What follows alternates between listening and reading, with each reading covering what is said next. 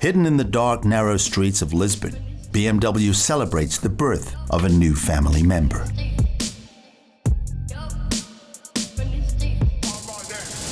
It is designed to reinforce the successful X series and rejuvenate and increase sales.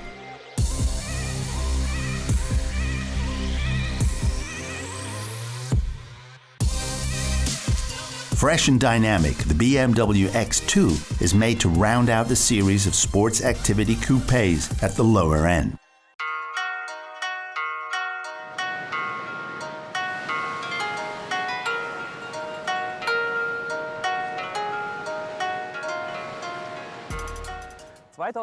In 2008, BMW launched a vehicle that was extremely polarizing. At that time, the X6 came out, a mix of coupe and SUV. Some thought it was super, others thought it was super ugly, but in hindsight, the car was a great success.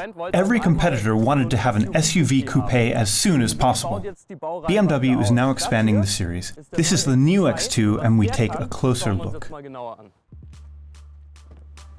The test car is the 190 horsepower 2-liter diesel with X-Drive 4-wheel drive. The entire X series is a true success story. Since the introduction of the X5 in 1999, the SUV segment is booming at BMW. Several million vehicles sold speaks for itself, and there is no end in sight. Those who are now slowly confused with the various X models, it's actually not all that difficult. X1, X3, X5 are the more useful cars, although this is already useful here, but X2, X4, X6, these are the coupes that are more likely to represent a slightly sportier character in the SUV world. With the BMW X2 20D, up to 400 Newton-meters of torque can be transmitted via the standard automatic transmission, so power is sufficient. Nevertheless, it is not sporty, more of a sporting pack horse. It competes the sprint to 100 in 7.7 seconds, and the top speed is 221 kilometers an hour. The basis for the X1 is the second-generation model, but the small, stylish X2 has a slightly different clientele in sight. The platform of the X2 is logically the X1. The X1 has sold incredibly well, and that's probably why BMW has said, okay, we now want to place more easy lifestyle vehicle in the same class here that just maybe should address the younger customers. At least the marketing strategy is clearly aimed at a young clientele.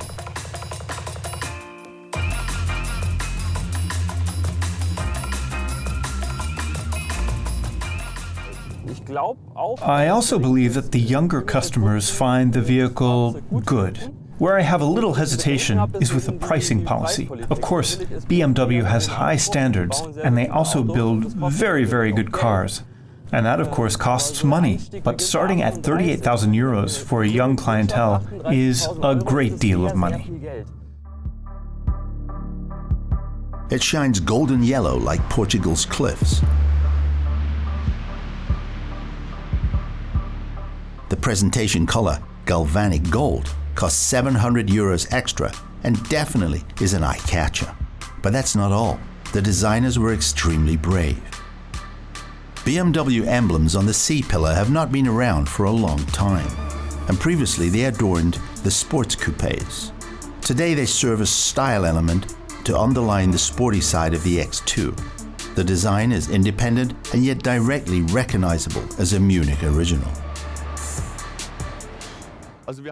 So we tried to stay close to the concept car with the production car and to make it stand apart for a BMW. You can see that it's a BMW, but it was allowed to stand apart a bit, to be a little cheekier too. It plays a little with these historic coupe elements. The lower half is like the X series, the upper part is like the coupe. We found that quite appropriate. Despite sportier lines, the load volume is expandable from 470 to 1,355 liters. The interior shows that even in the small X2, you don't have to do without anything, provided there is a willingness to invest in the extras list.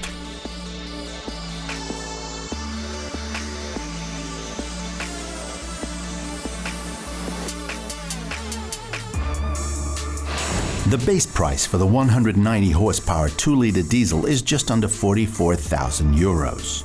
The test car significantly exceeds the 50,000 euro mark. Inexpensive is something else, but the quality is good.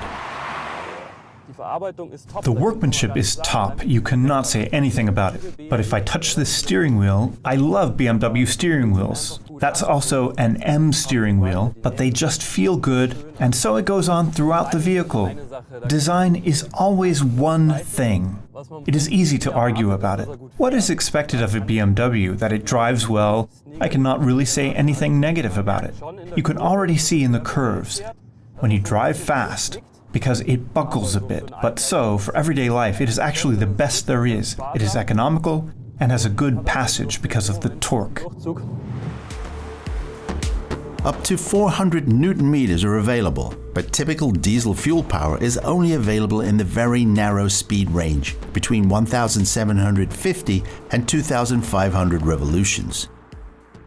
I have to say, I like the X2 very much. I never took to the X4 and X6 because of this strongly sloping coupe line. This is not the case with this.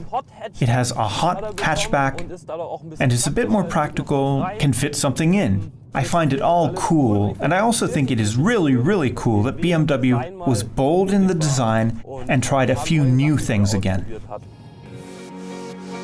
The grim look of the new member of the X family is just a facade. And so far, the X2 is a benevolent journeyman. A sporty M version could change that. Although a bit flatter and shorter than the X1, it is more practical compared to the other two BMW X coupes. And one thing it has in common with the X4 and X6, it polarizes.